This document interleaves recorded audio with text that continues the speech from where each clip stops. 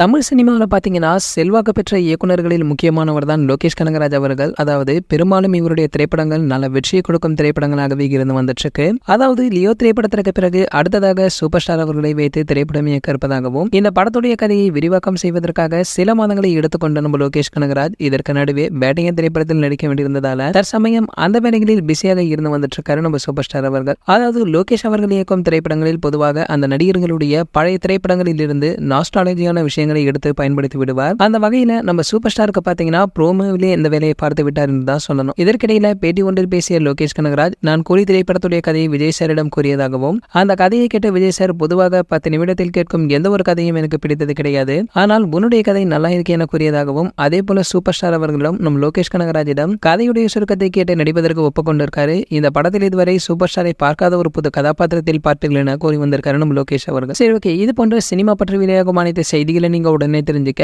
நம்மளுடைய செய்தி துளிகள் நம்ம சேனலை சப்ஸ்கிரைப் பண்ணிக்கங்க. பக்கத்தில் உள்ள பெல் ஐகானை கிளிக் பண்ணிட்டீங்கன்னா நீங்க நம்ம வீடியோவை மிஸ் பண்ணாம பார்க்கலாம்.